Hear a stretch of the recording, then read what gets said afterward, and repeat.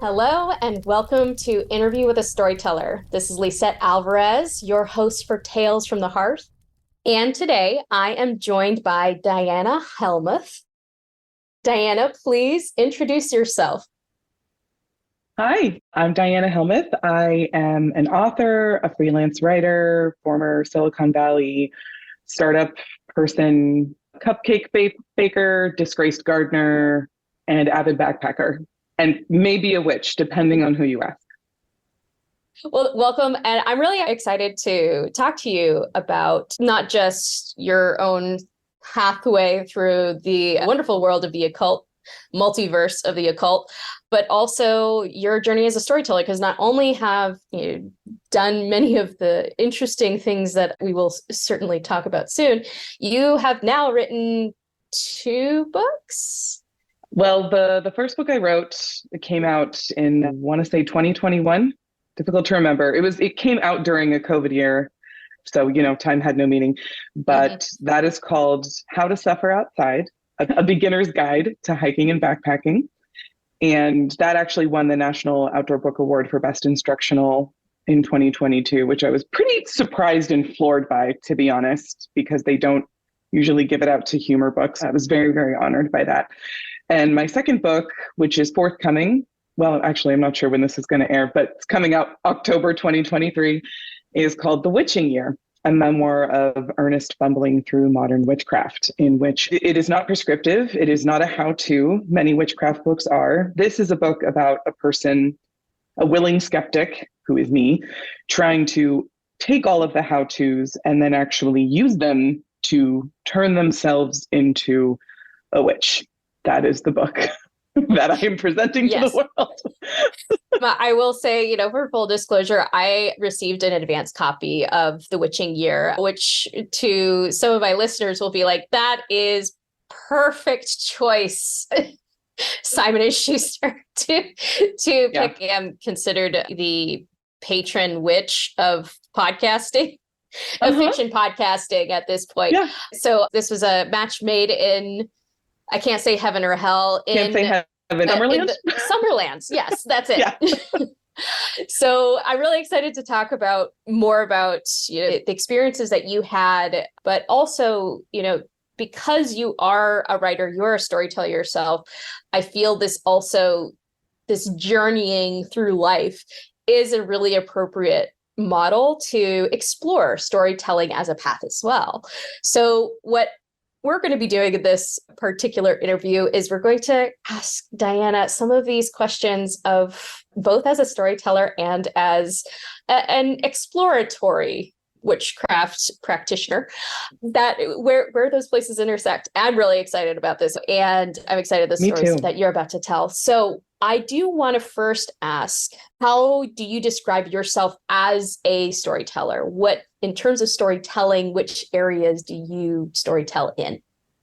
Which mediums should you will, if you will? That's such a beautiful question. I am one of those people that believes everyone has an artist inside of them. And, sometimes most writers have a day job in addition to being a writer. I mean, I know multi-award winning writers who have produced 6 books plus who still have day jobs. So I think first and foremost, I identify as a storyteller. I want to be a storyteller. I aspire to make my full-time living as a storyteller. But I really do believe that everyone has an artist inside of them and a story that they want to tell, multiple stories they want to tell. Humans are creatures of story. We like telling each other stories. We bond over stories. It's how we connect with each other. It's how we pass on information. It's how we produce feelings of bonding and love and da-da-da-da-da. So to answer your question more directly, I love to write. I have always loved to write.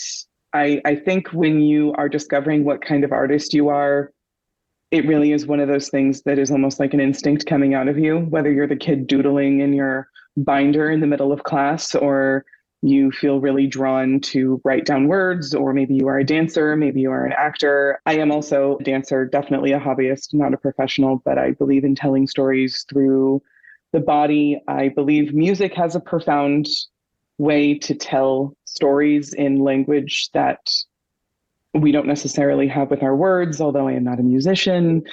Stories are not just Yeah. through one medium. We identify art, like you said, through many different ways. And we have, there's as many different ways to produce art as there are people on this earth. Yeah. If we subscribe to your philosophy that everybody has a story to tell, which I do as well, I subscribe to that belief too. I think that's a really good point. And we'll get further into the different types of stories and the ways in which you've lived your life with story in a moment. But the next or really the first and most important question I will ask first is for you to tell us a story.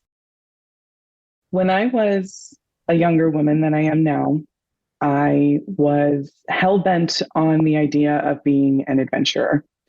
And to me, I interpreted this as going off into the woods with everything I needed to survive on my back and trying to commune with the trees and the beasts and the clouds and the moon and the sun.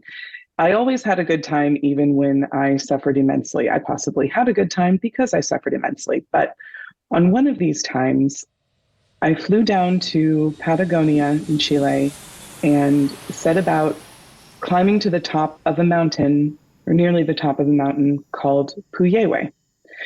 Puyehue is an active volcano, and I went with two very good friends, one of whom was Chilean, so she helped us a little bit with language and cultural barriers while we needed them.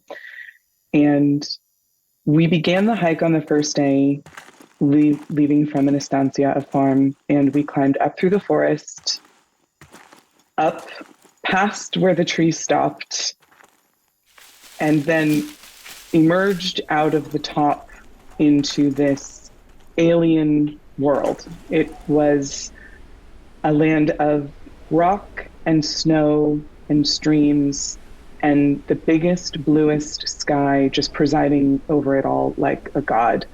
And I felt like I was no longer on Earth. And by the way, climbing up that mountain was not as lovely and romantic and floaty as I make it sound. I was screaming the whole time. I was bitching. I was complaining. My legs were killing me. I was extraordinarily unhappy. My friend lied to me about what the incline would actually be, which is a great way to get someone to go up a mountain. Just don't tell them the truth. So we get to the top the next day. All the sins of yesterday are forgiven. Our friendship is intact. Everything is beautiful. We are hiking the cinder cone of this volcano. And in the distance, we can hear fumarolas pop, pop, popping. It is an active volcano. And there is also a large river of obsidian. And this is not an exaggeration. It was effectively a glacier, but made of solid, black, glistening rock from an eruption that happened at some point. So we make our way around the cinder cone, and then some fog starts to roll in. And very quickly, we are completely engulfed. We cannot see in front of us. I mean, we cannot see in front of us at all. If you've ever been in thick mountain fog, you know what this can be like. So we sit down. We can't see where we're going anymore. We can't see the trail. We cannot pitch our tent where we are. We don't have water. There is no streams nearby, but we remember there is a river. So we make the decision to descend from the mountain to somewhere where we can see. And to make a long story short, we never find the trail again. We never find it again for 3 days. I am lost for 3 days on this volcano. And that night, the first night, I am terrified. My friend is telling me I'm being overdramatic. She said, once the fog clears, we'll be able to see everything. But the fog doesn't clear until about at some point in the night. We set up our tents. We cook with what little water we have. We are in the alien world of rocks and snow and scree. And then the fog suddenly just whooshes out. Like some god has just decided to take a great breath and blow it away. And the sky is startlingly clear. And I look up and I see the moon. And the moon is full. And I have never felt so comforted in my entire life, because the world that a moment ago felt like I was being shrouded by a ghost, that I was going to become a ghost, that we were in this doldrum forever and I didn't know where I was. And I was terrified. Suddenly there was this light above me, this lantern, this gift. And I realized why. I realized why people name their children after this. I realized why there are so many myths about this thing in the sky that chases away all the boogeymen. I mean, my name is Diana, and I felt like I understood the origin of my own name for the first time in my life, really. And my mother, by the way, didn't name me after anyone in particular. She just thought the name sounded nice with Claire. So, but I felt this connection to the moon. The next day, we make our way further down the mountain. We get to the river. Now we have water. And if you have water in the backcountry, you're okay. We wander around for 3 days trying to find the trail. I stumble into sulfur pits almost. I see fumarolas up close. I climb the glacier of obsidian, and we find a road down, and we were told never to take this road if we find a road by the ranger, but we find a road and we're running out of food, so we don't have a choice. So we take the road down and we get to the bottom and we find ourselves on a farm where several very disgruntled farm employees are very mad at us for having been there. And we say, we would also like to leave. Can you assist us with that? And they said, no, you have to go back up the mountain. And we're like, see, the thing is, that's the only thing we really can't do. And this was like a 30-mile hike down that mountain. I mean, I'm shaking like a baby deer. And eventually one of them takes pity on us, gives us a ride to the road, and says that we are on the ex-dictator's land. And that's why we were not supposed to go down there. But we get to the road, we end up finding some cafe that is effectively just a woman cooking empanadas out of her front door, and she embraces us and she holds our cheeks in her hands and she takes pity on us and gives us all the love that we need in that moment and feeds us 5,000 empanadas, and we throw all our money on her, and she saves us. But the thing I remember about that story more than anything isn't that I stumbled on the ex-dictator's land, or isn't that we were sold an incorrect map, which is why we got lost. We knew where we were the whole time. Literally, the terrain had changed. The thing I remember is the moon and how I felt like the natural world, for a moment, actually had my back and was going to make sure I didn't die, which, if you spend a lot of time in nature, is not a feeling that you ever really indulge. Nature is constantly trying to kill you. You're a dust mote in front of her all-seeing eye. But there was a moment where I actually felt a little divinely connected, which perhaps fed into my second book, which ended up coming out 7 years later. More of that story in its entirety is in How to Suffer Outside, but that's an abridged version. That's incredible. And having spent some of my time in my formative years in Latin America, in South America, Bolivia and Argentina specifically, I feel you on the woman on the roadside selling, feeding you 1,000 empanadas. I feel that really, really deep. That cuts deep. But that's a wonderful story. Thank you. Thank you for sharing that. All right. So next question. Why do you tell stories? Oh my God. Because I'm vain. Listen, because I need external validation to feel good about myself. I think I tell stories for the same reason. I climb up mountains because I can, which is the simplest answer and the most trite answer, and also the most profound answer, because sometimes things that are trite are profound. It is how they became trite, right? There is still some weight there. I tell stories because I want to. I think it's as simple as that. I was talking to another friend about this the other day. I am going through a breakup right now. It was mutual, but I am very heartbroken. And whenever I start to feel deep in my self-pity and, go into my womb lands and all of that, I consider the fact that I had a choice. And there are, especially women, particularly femmes of the world, a lot of them don't have choices about who gets to be inside them and who they have to live with forever and who they get to love.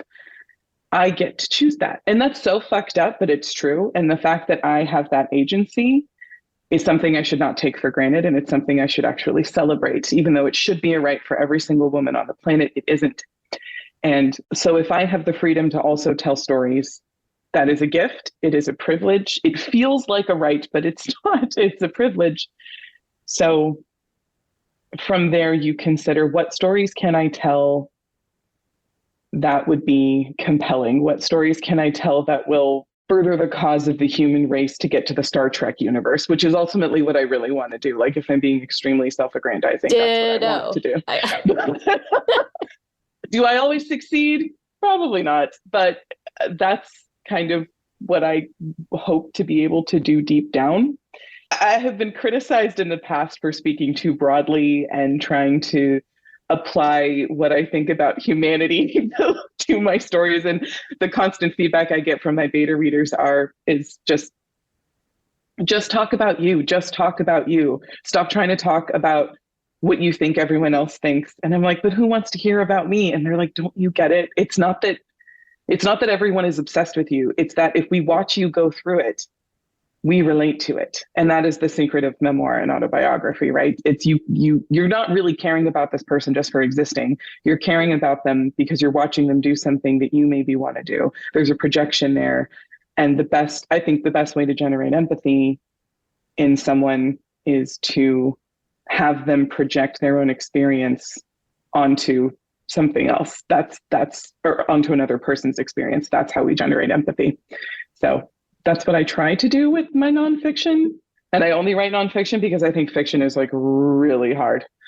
I can't storyboard to save my life, man. So for me, I'm kind of the opposite. I love fiction writing. I can write nonfiction, but in terms of compelling story, I tend to ramble a lot. So I think that kind of loses the plot, literally. And that's like, I mostly read fiction. I'm a huge fantasy buff. I love sci-fi. And of course I read nonfiction, but almost more like I read nonfiction to keep my professional game sharp. I wish I could write fiction. I want to be the next George R.R. Martin. I'm not. It all comes down to practice, I guess. But it's interesting that the first thing that you said was vanity, because I can't remember who it was. I can't remember if it was Orson Welles or, it was one of those fuddy-duddy white guys, like, on like Sure. Why We Write. And there's like the 4 reasons, like revenge, trying to save the world, vanity, and I can't remember the last one. There's a couple, but there's like only a handful of reasons why people write. And I love that you like named one of them, because I think it's an honest answer. And for me too, sometimes like there's a complex relationship between what we create and put out in the world, the vulnerability that we put out in the world, and the desire to be vulnerable, right? I think many artists feel this way about their art and about the creation of their art. I appreciate you also being honest on that end, to that end, right? I try. So, all right, go ahead. No, I was just going to say that, speaking of vulnerability, I think Neil Gaiman said this. We all want to be vulnerable in our art, or we think we want to be vulnerable in our art. But according to him, and I believe this is true, the only time you get to a place where you're actually being compelling is when you feel like you're walking down your street totally naked and everyone is staring at you. And if that's how you feel when you're making your art, he's like, now you're actually getting somewhere. And that's not fun to do. There are parts of the witching year that I'm like, can we please take this out? And my editors were like, I made a mistake. No, this is really good. Some stuff we did take out, but some stuff it's like, yeah, here I am tap dancing naked. I signed up for this, right? Like, this isn't even something that happened to me. Like, this is something I chose and aggressively fought for and sacrificed for. And it is to tap dance naked. So on the one hand, it's vanity, but it's also just this, I don't know, being an artist is like. So this is what you said, and I have yet to have a conversation with a storyteller who has brought this up about, and it's something that has come up for me a little bit. And just earlier this morning, I did a TikTok about stories across borders, and this topic about being able to tell stories as a right versus a privilege, I think is very poignant and very important for people to acknowledge, especially those of us who are in situations, and not just like, the US, like not just situations in the US, there are certain situations in the US where people can't really tell their story authentically or whatever stories that they want to tell. We still have certain cultural and unspoken and legal taboos around what we can say and how we can say it. And I think it is important to have conversations and understand what kinds of privileges of the types of stories we can tell, depending on what intersection of privilege we reside in, especially if it's, in terms of legal and space and time, right?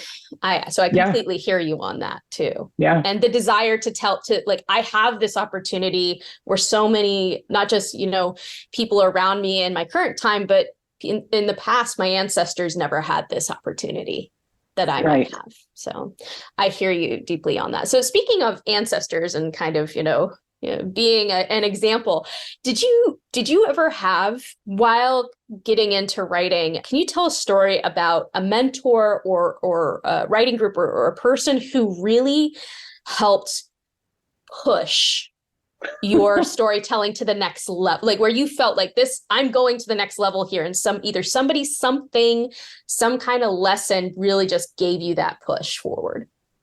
I will say this actually. So I graduated from UC Berkeley, which was a very big deal for me. It was a big deal for my family. I am extremely proud of it. And at the same time, when I look back at the best teachers I had, none of them were at Cal. They were at the community college I started in and then used to transfer into Cal, and also high school. My sophomore year English teacher, her name was Miss Grote, and I think she changed her name to Mrs. Payne. And I have actually tried to reconnect with this woman. And if by some chance she's actually listening to this podcast, please, Gwendolyn Payne, please, I've been trying to contact you about your car's extended warranty. I would really love to talk to you again. This woman taught me how to write an essay. I mean, really taught me how to write an essay.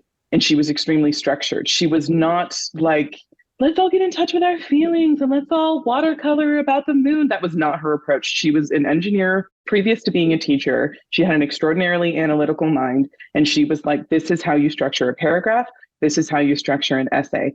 But something I always remember is that in the paragraph, we would be reading these books like Catcher in the Rye and Things Fall Apart, the books you read in your sophomore year, and we would have to write essays about them. And in the paragraph, she would always say the first sentence is what you're talking. I hope I do this right. The first sentence is what you're talking about.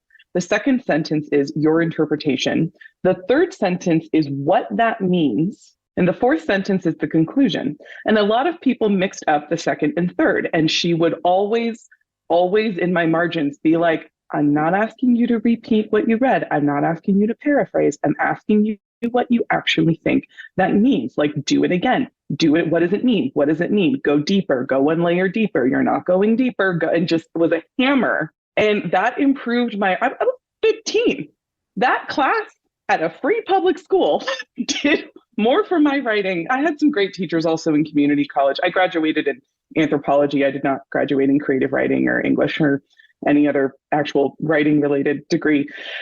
But I think when you're in smaller classes like that, like you get in high school and you get in community college, you get that more intimate attention. You get a teacher who is going to sit and just give a huge shit about you, which is such a gift. And you don't necessarily get that at a big fancy school. I mean, I didn't do the Iowa writing workshop, probably they do that there, but those were some of my best experiences. And also, I will say, I am part of a writing group. I've always been part of a writing group. Books are weird in that they are a solo enterprise until they aren't.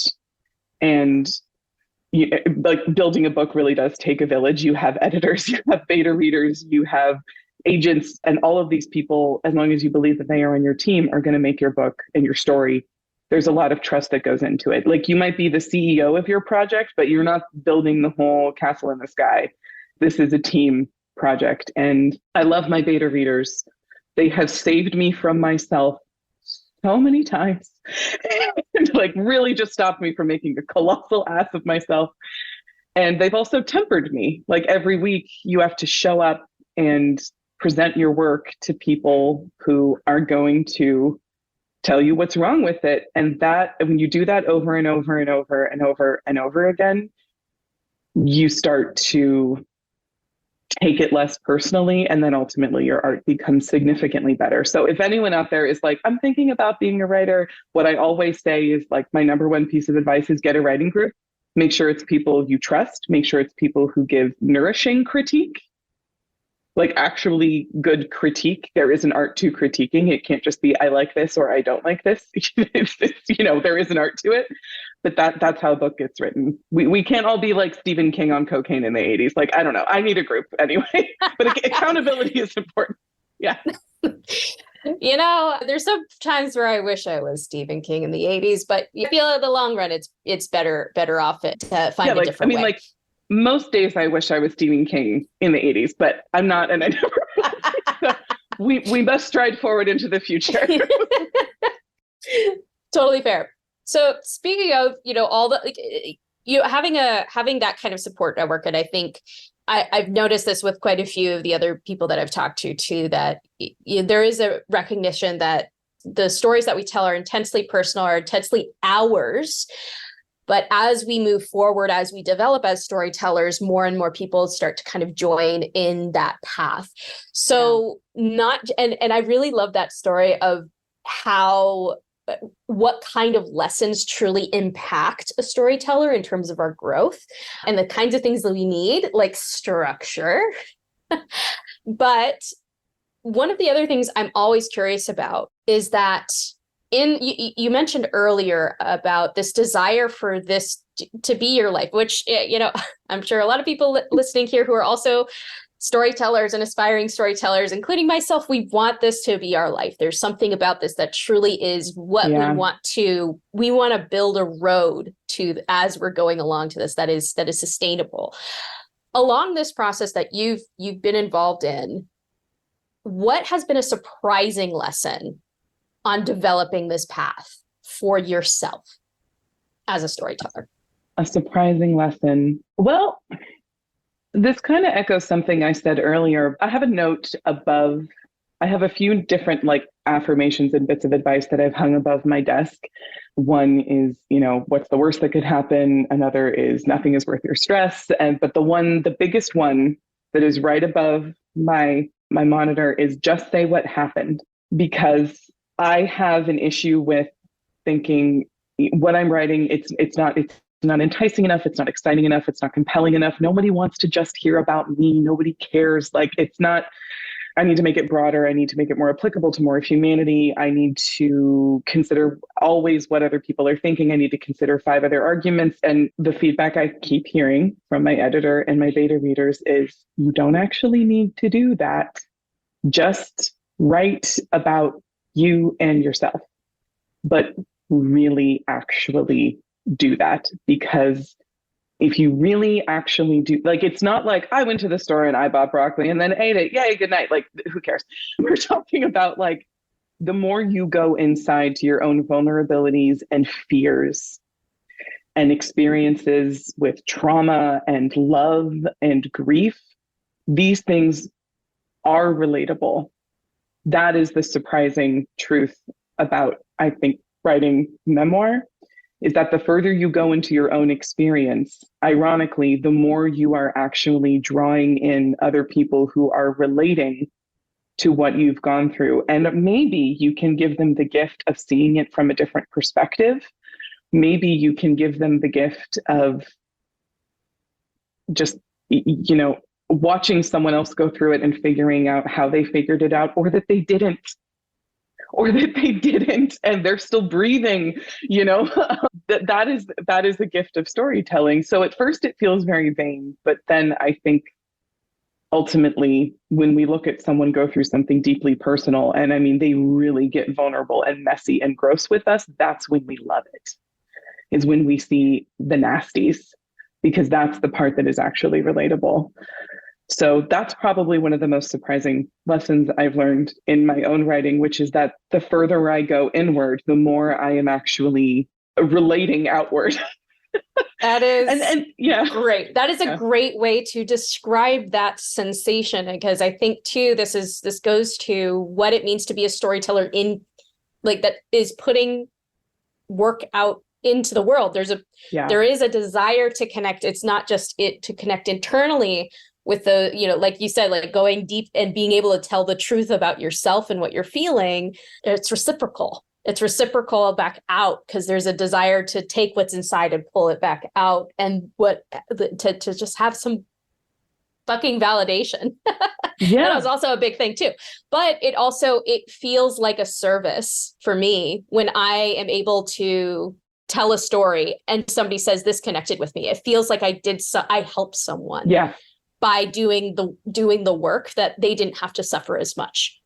There is no greater praise I ever hear than when someone says to me, and I haven't heard this often, maybe only a handful of times, but if they say, you articulated a feeling I've had for a really long time, and I feel very seen, I'm like, oh my God, you could just inject that into my veins. Like that's the vanity. That's absolutely the vanity. But it is wonderful. Like I'm actually reading Desert Solitaire right now, which was written in like the late 60s, I want to say, by this guy who like hates humans and just wanders off into Moab. And it's like so fucking profound, actually. It's a little problematic in parts, but it's really profound. And I feel like this guy is articulating stuff that I have been unable to articulate in my own writing. And it's so good, I'm almost jealous. I'm like, oh, why didn't I think of that? It just feels nice. It just feels nice to have these emotions articulated. Yeah. Seriously. And I will say this, and I'm going to turn back to your upcoming / I'm pretty sure I'm going to be publishing this in October. So probably, hopefully it'll already have been published. Either way, either pre-order, those of you who are listening, either pre-order or pick this up if it's already out, The Witching Year. There were a number of times, and I'll get a little bit vulnerable here. I was sent a physical copy, preview copy. And when I was reading it, I was in the midst of some serious, like, existential crisis, just personal, like, and I'm like this to the point where I was telling my high priestess, where like, what's the point of the gods if they won't help me out in my time of need? And like, that's real. Reading your experience, kind of like not yet, like when you're doing spells and nothing comes of it, and like the frustration that you're feeling, it felt like I was like, thank goodness, I don't care if she's a newbie, this is still relevant. This is still because that. Thank you. So I will say that.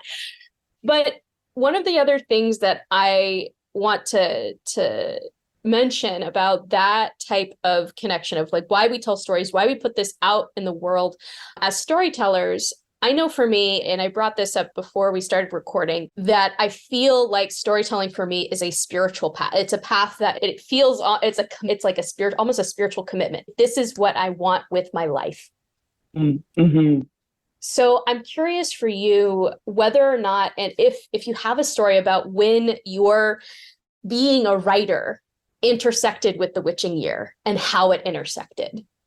Oh man, this might be a less exciting story than the one that might be more interesting. Well, this is also the tricky thing about memoir is in fiction, you get to craft this perfect arc, act 1, act 2, act 3, act 4. Yeah. Maybe you throw in a couple little like, ooh, I'm going to defy the genre a little bit with like thwarting a couple tropes, and that's always fun. But real life is not usually so elegant in its procedures, right?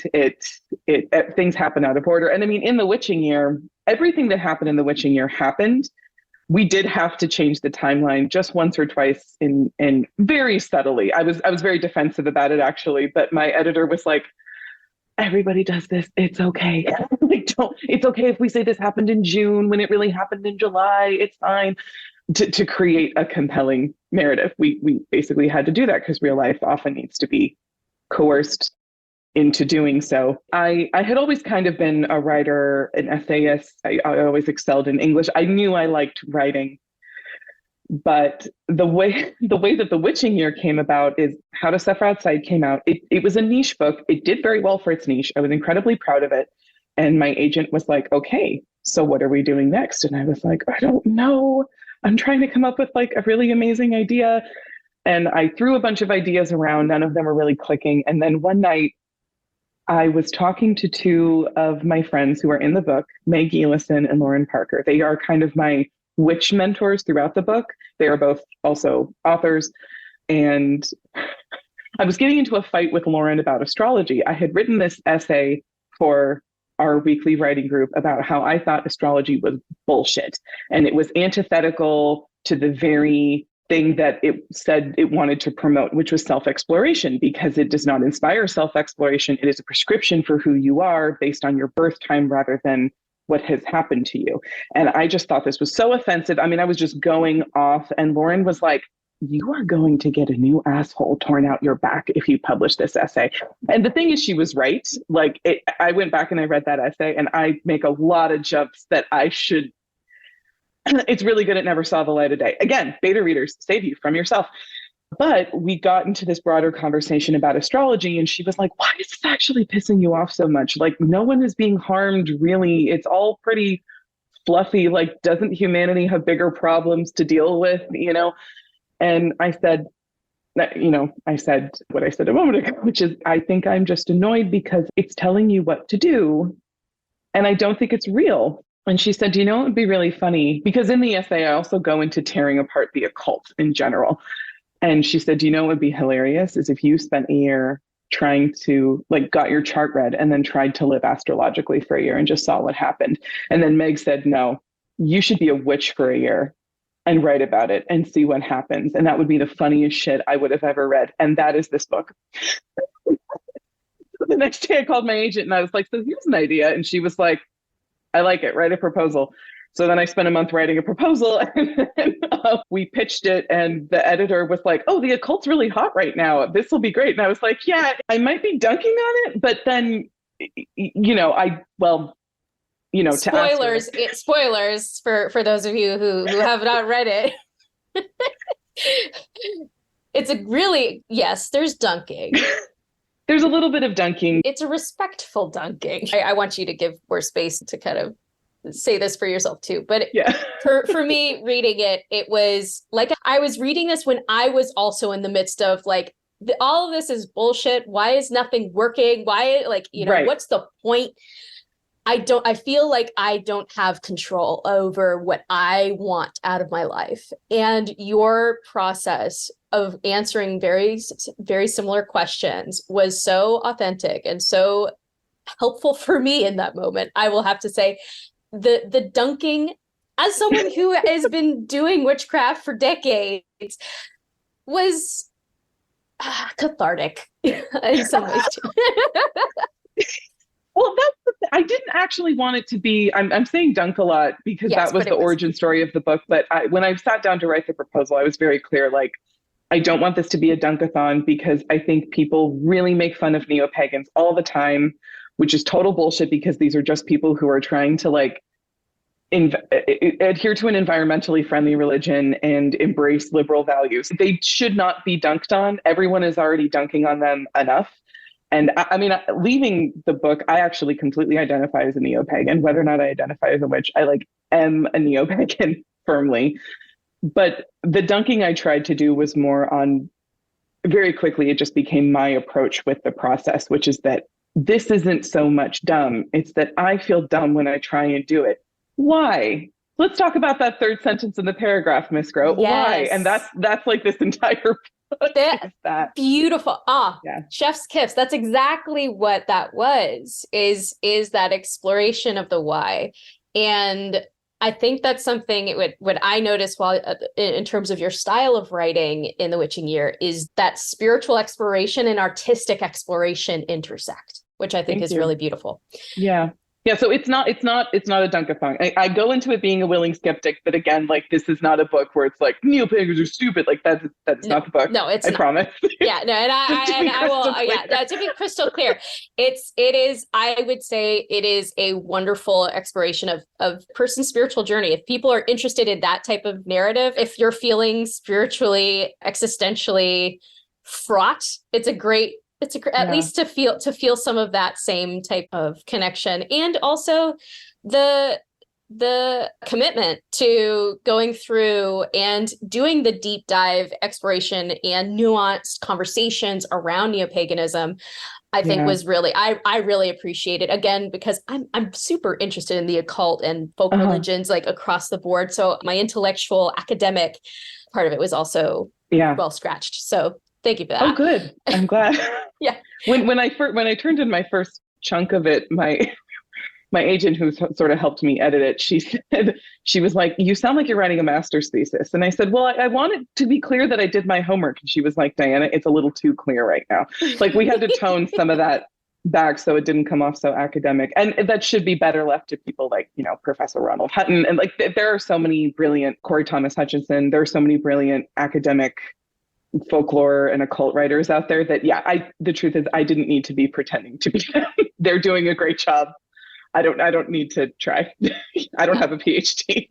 That's fair. Neither do I. And having a PhD, I think doing a master's thesis, it's funny because my spiritual group, we have, and you're probably familiar with this, there's some spiritual neo-pagan groups that offer classes in various occult work. We call our specific group, like, we jokingly call it witch master's degree. Witch masters, witch master's degree.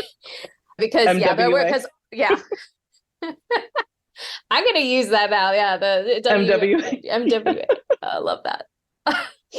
So we're getting close to time here, but I have one more question that I think, again, it's also a really important question when and I love asking this question whenever I interview other storytellers, because I think, it really does give really good information for people who are interested in about this journey of storytelling and becoming a storyteller and the things that we intersect with, which is, why do you tell stories?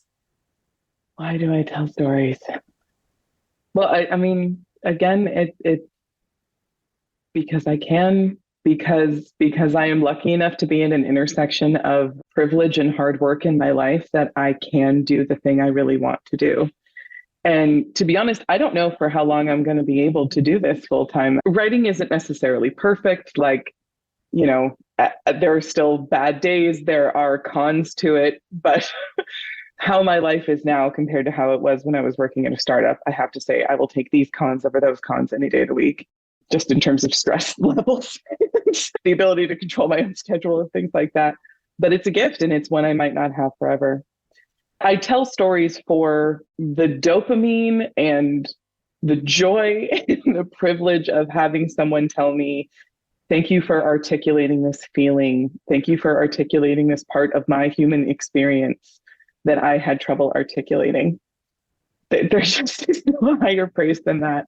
I could live off of that for a week. That is why I tell stories. And I like reading other people's stories. I think the more I engage with my own art, I believe the better I am now, a better patron of the arts, every art. I mean, writing especially, but really every art, because having gone through that ringer of trying to express something, when you see someone else do it, you're more compelled, you empathize with it more. Which is why whenever anyone's like, "I think I have a story inside of me, I think I have an art inside of me," I'm like, please try and find time for it. It doesn't have to be an either or. It's all just time management, of course, just time management, which is really incredibly hard because we all need to prioritize things in our lives that usually more immediately make us money or are taking care of people we love, right? And those are noble pursuits, and they should never be poo-pooed, ever. But engage with your art as much as you can, because it will make you feel like a better human, and I think it will make you a better supporter of the arts, and the whole thing just starts to radiate outward. It's lovely. Yeah. I feel like that's kind of a cheesy answer, but it's true. But it's true. It's one of those things, and I think I'll go back to what you mentioned. I usually ask the question, when do you know that when you've done your job as a storyteller? And with your answer being that when somebody tells you that, like you just naturally, asked and answered that question for yourself. I think it goes back to where this comes from, which is our innate, we are humans, we are storytelling animals. And this is something that some of us just feel more naturally and more instinctively drawn to just do it. So I think making it that it doesn't have to be cheesy when it's just true. Yeah. Yeah. It's just true. I hope I get to keep telling stories. I really, really hope to keep getting to do this for a really long time.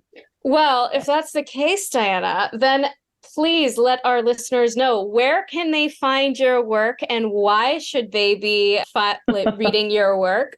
Please, here you go. Here's your platform soapbox of why people should be giving you money so you could do this for the rest of your life.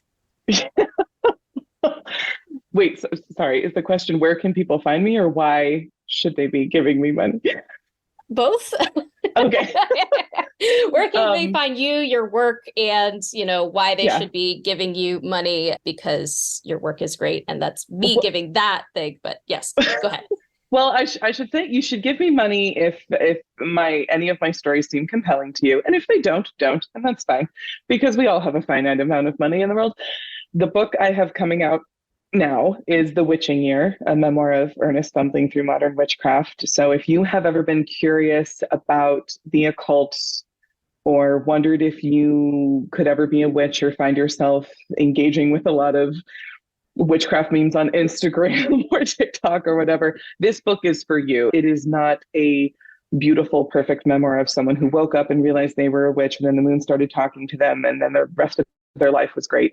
It is a little more grounded and a little more raw and a little more embarrassing for me personally at times, but hopefully it will inspire you, or at least make you reconsider some of your assumptions about witchcraft and the occult, and some of your assumptions about your own resistance or desires towards your relationship with spirituality and religion.